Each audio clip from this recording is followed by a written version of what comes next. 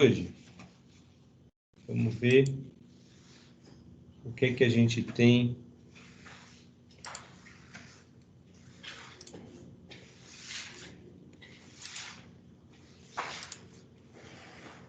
A aula de hoje a gente tem que mostrar a parte já específica de sensores.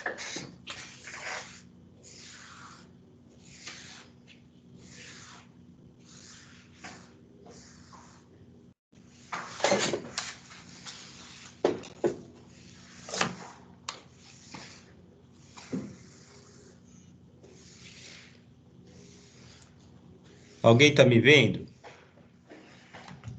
Sim.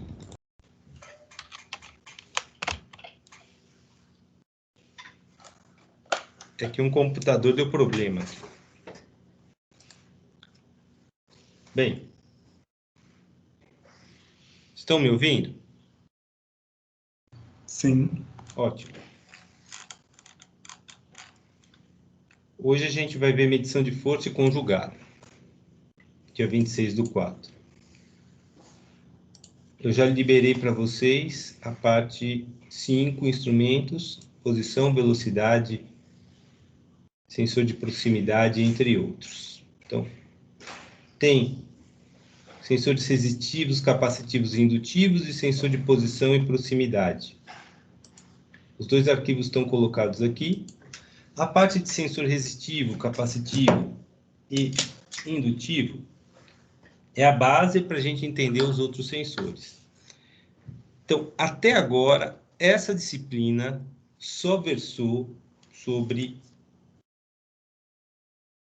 qual é a base que o aluno tem que ter para entender os sensores e os tipos de sensores.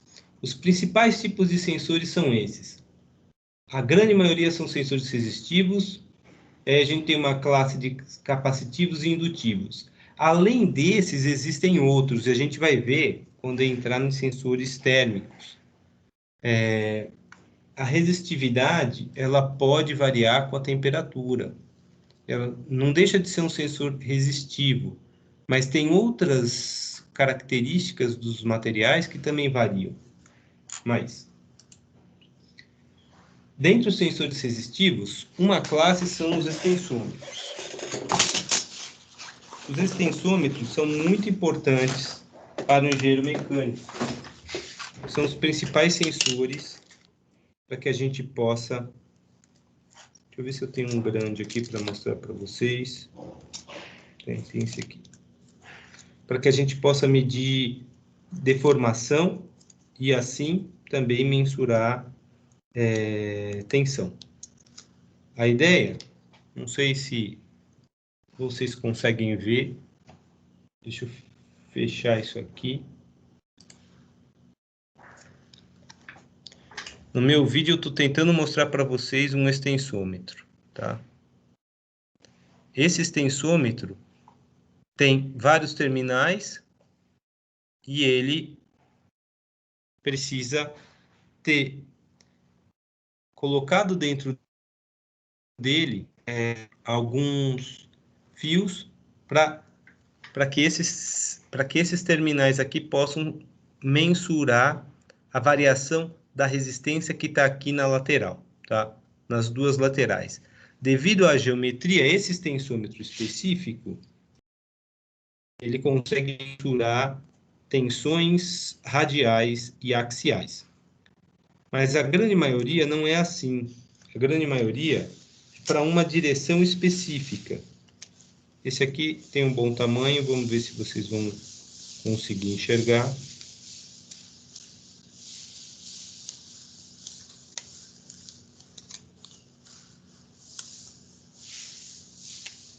Bem, eu fui na fábrica desses extensômetros há muito tempo atrás e ganhei esse conjunto de extensômetros para mostrar para vocês. Tá?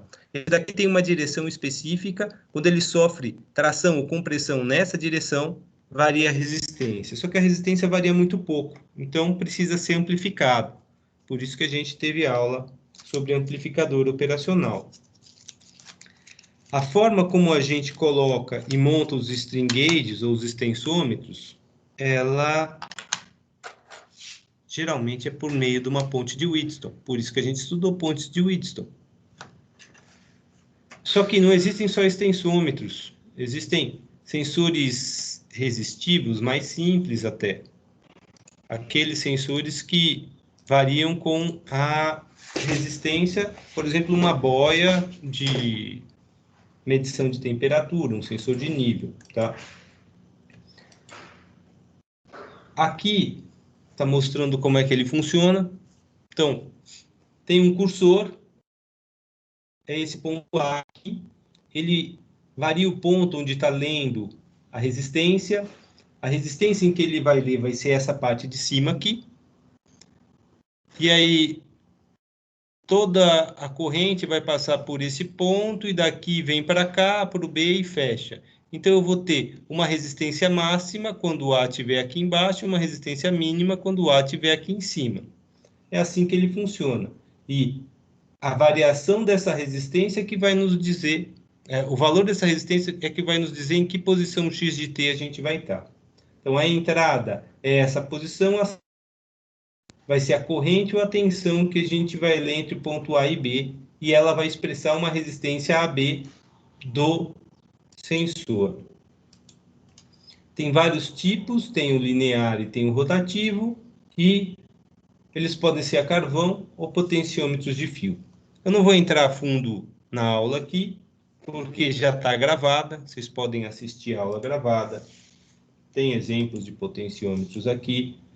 Mostrei um extensômetro real para vocês, vocês viram que o tamanho dele é bem pequeno. Para a gente mensurar em várias direções, a gente tem que colocar vários extensômetros ou criar extensômetros com geometria distinta, como esse, que mensura em direções perpendiculares e uma intermediária. Assim a gente consegue calcular o círculo de Mohr com mais facilidade numa determinada solicitação. Não sei se vocês lembram do círculo de Mohr, mas lá fala que a tensão e compressão ela também se transforma em cisalhamento, e quando a gente não sabe em qual é a direção em que está a tensão e compressão, a gente faz uso de um extensômetro como esse do tipo C, ou a gente cola 3 desta forma.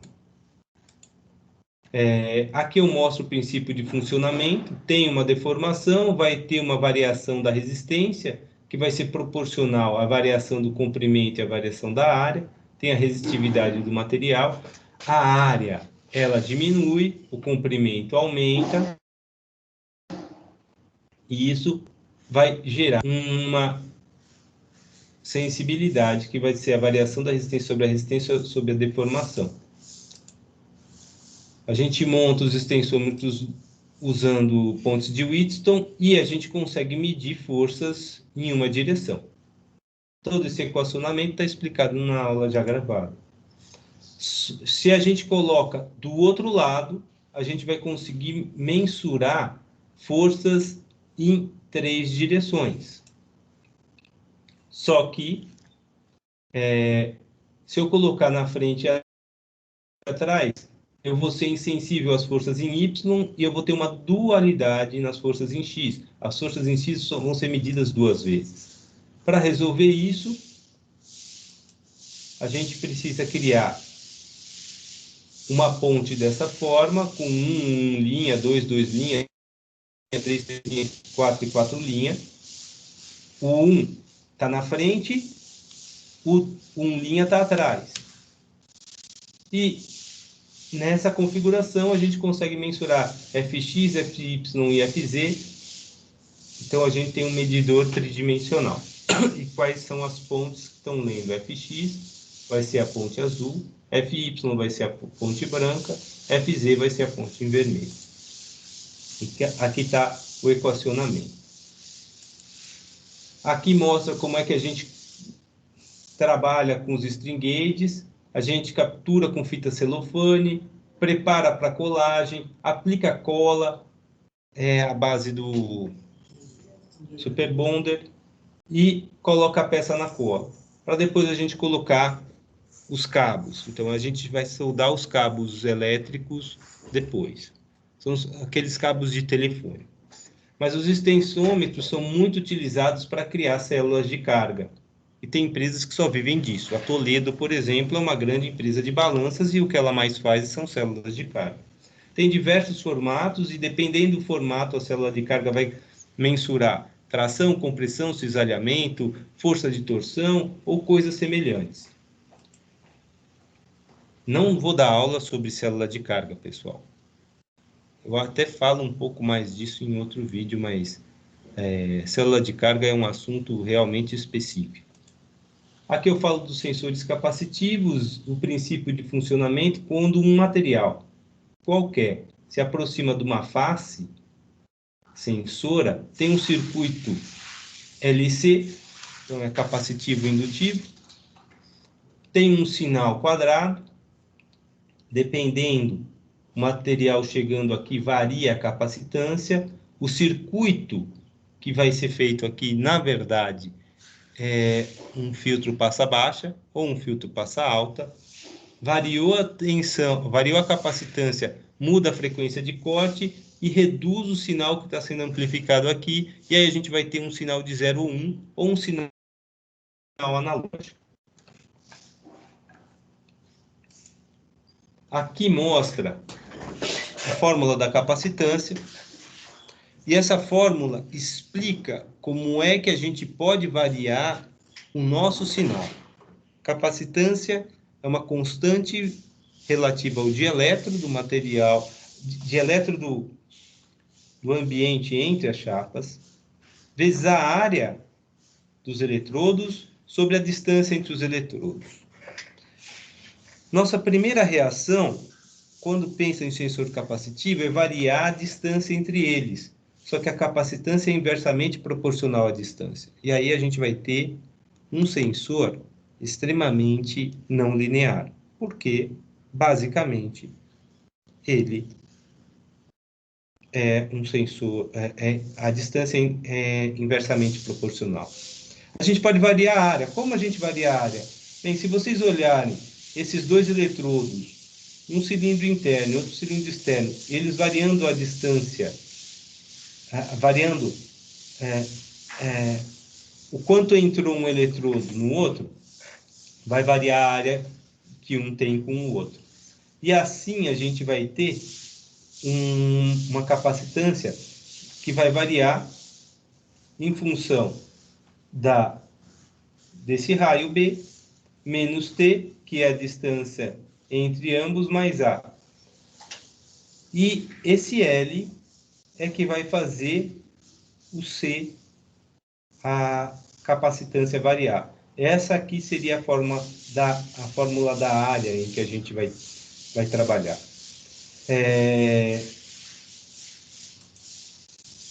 Tem sensores em que variam o dieletro.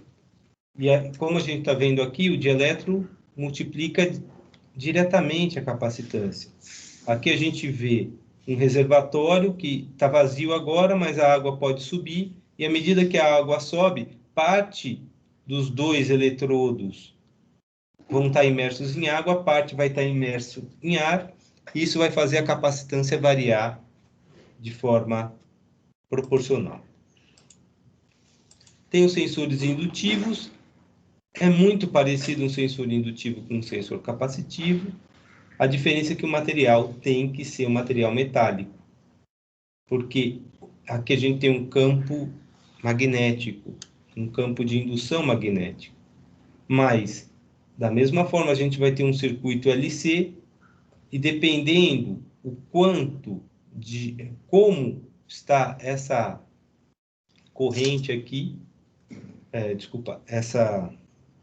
esse campo eletromagnético, se o material está mais próximo ou mais distante, vai aumentar ou diminuir esse campo, vai fazer com que induza mais corrente e assim a gente consegue ter um sinal maior ou menor. Aqui a gente mostra características mais detalhadas desse sensor, tanto do sensor blindado, que tem linhas mais concentradas, o sensor não blindado, linhas não tão centradas. mas as bobinas ficam na face sensora e o material metálico, ao se aproximar, vai gerar um aumento do campo eletromagnético. E dependendo do material, eu tenho um fator maior ou menor. E tem os tipos de conexão. Esses sensores capacitivos e indutivos, eu posso... geralmente vem com 3 ou 4 fios. Como é que a gente liga eles? Bem, se ele for do tipo PNP, eu tenho que alimentá-lo com 24 volts, tenho que colocar o terra nele, e o sinal vai sair energizado para o seu relé, ou contador, ou bobina, ou entrada digital de um Arduino ou de um CLP. Se ele for do tipo NPN, a diferença é que eu tenho que alimentá-lo com 24 volts, tenho que ter um terra, mas o sinal ele vai ser o terra do sistema. Então, eu tenho que entrar no meu relé, ou no Arduino com 5 volts, ou no CLP com 10 volts, ou 24 volts VDC, e o sinal vai fechar o contato. Tá? Essa é a diferença do PNP e do NPN. Mas aqui eu só estou vendo três fios. E o quarto fio é que um é normalmente aberto, outro é normalmente fechado. Como é que eu vou saber que fio é o quê? Preto é o terra, azul vai ser... O vermelho deveria ser, esse aqui, deveria ser alimentação. Azul é normalmente aberto, branco é normalmente fechado.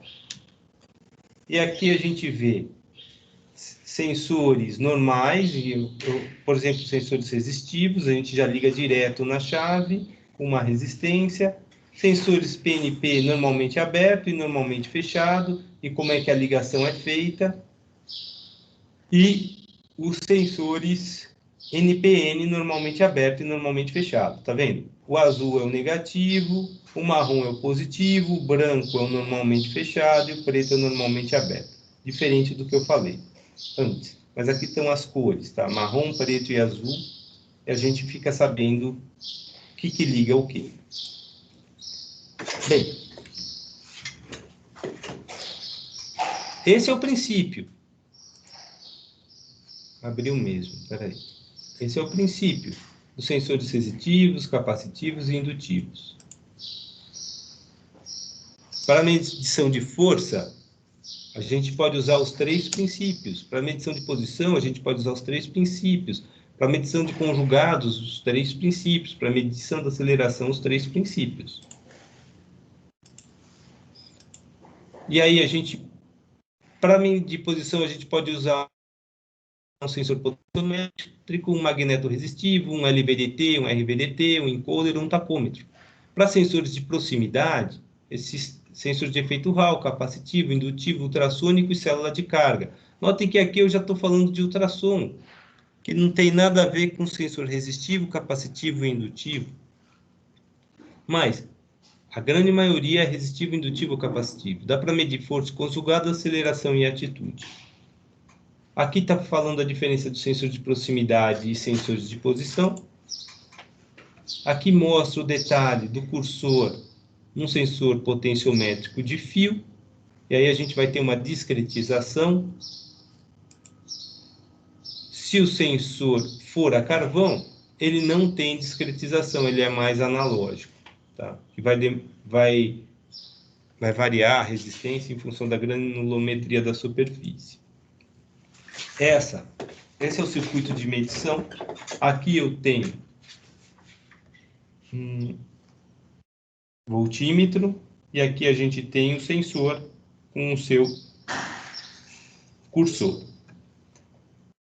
Note que quando a gente faz a equalização de tensão, resistência e corrente, a gente descobre que a tensão que a gente vai medir aqui, ela vai ser proporcional à tensão de entrada, mas ela vai ser multiplicada pela resistência do multímetro sobre a resistência total do sensor sobre essa mesma razão, mais o valor de R, que é o sinal que eu estou recebendo sobre a resistência total do sensor, menos R sobre RP ao quadrado, tudo isso multiplicado por R sobre RP.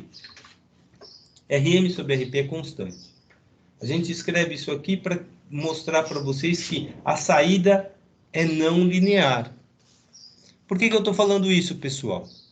Qual é a forma inicial que qualquer um vai pensar em utilizar um sensor potenciométrico? É medir ele com um voltímetro, ou pegar a tensão de saída dele e colocar num Arduino. O Arduino vai ter uma resistência interna. E olha como é que vai sair o sinal para você. Vai sair de uma forma não linear, se eu fizer a leitura direta. Aqui a gente vê que o maior erro acontece quando a distância sobre o comprimento total é meio, é bem na metade. E dependendo do valor de Rm, esse erro pode ser quase nulo ou pode chegar, por exemplo, a 2,5%. Olha, aqui eu estou com uma diferença entre Rm e Rp de 10. Quer dizer, a resistência do sensor é 10 vezes a resistência do voltímetro. Aqui eu estou com uma resistência de 1000. Pô, se a diferença for muito pequena, for muito grande, Rm sobre Rp for muito grande, a gente quase vai ter um sensor linear, mas não tem. Esse tipo de ligação não é adequado. Aqui eu mostro um sensor potenciométrico instalado no manche de uma aeronave. Ele é utilizado nos mais diversos locais. E existem outros sensores, o magneto resistivo, ele vai contar pulsos em função da distância em que a gente vai ler um determinado material.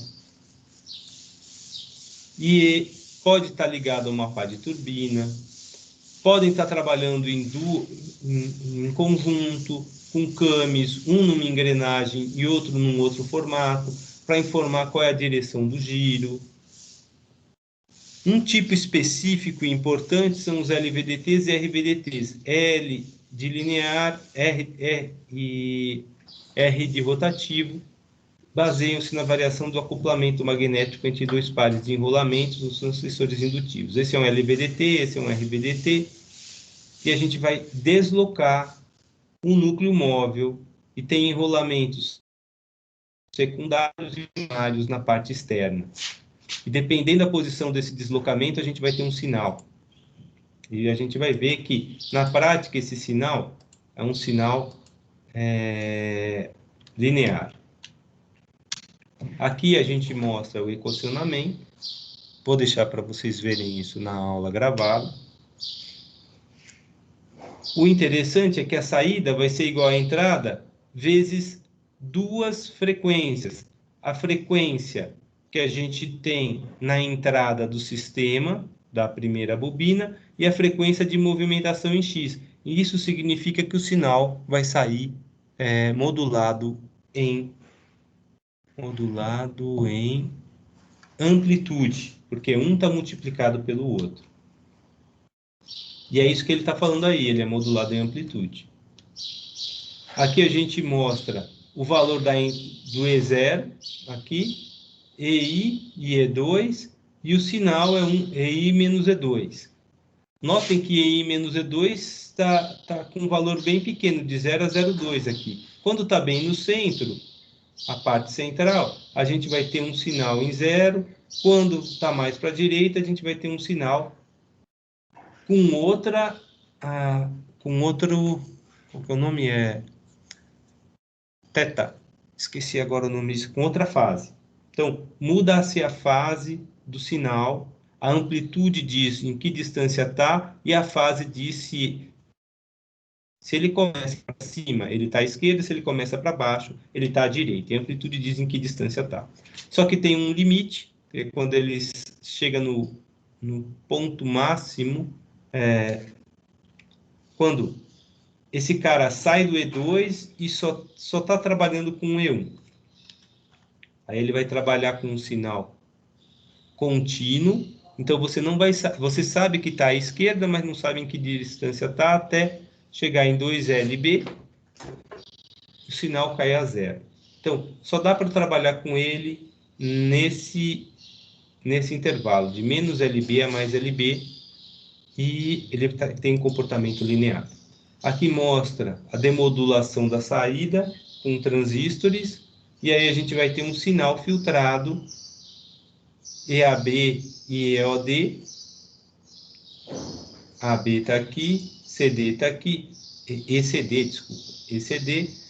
Um vai subtrair do outro. Quando a gente filtra, esse sinal vira um sinal contínuo, e assim a gente vai ter um sensor do tipo LVDT constante ou analógico. Tem os encoders, podem ser absolutos ou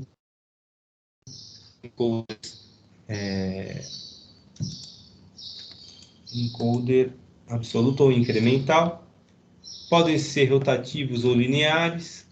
Vou deixar para vocês entenderem como é que o incremental consegue mensurar em qual é a direção que está acontecendo o movimento. Está explicado aqui como se calcula a velocidade.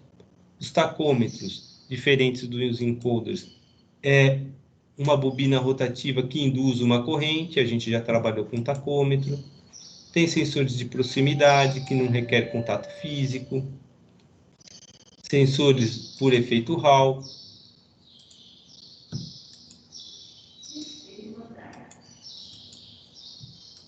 Sensores capacitivos. Sensores indutivos. Sensores ultrassônicos. A forma de mensurar conjugado são por células de carga. E a aceleração, através de acelerômetros. Dá para se calcular atitude. Isso é importante no caso do pessoal da engenharia aeronáutica. Normalmente é um giroscópio. Aqui mostra um giroscópio dois eixos, e maiores detalhes disso vocês vão ver na aula gravada, e para a semana que vem eu vou tirar as dúvidas que vocês tiverem sobre isso. Ok, pessoal? Vocês estão com alguma pergunta? Ainda não, creio que vai ficar para semana que vem. Não sei se dá para notar que tudo que a gente aprendeu até agora vai começar a ser aplicado, e além da parte estatística e dos erros, parte estatística e os erros de sinais dinâmicos, a gente ainda vai trabalhar com circuitos elétricos vinculados aos sensores. Tudo isso aumenta a complexidade da disciplina. Então, quando eu apresentar a lista 4, eu peço para que todo mundo faça. Ok, pessoal?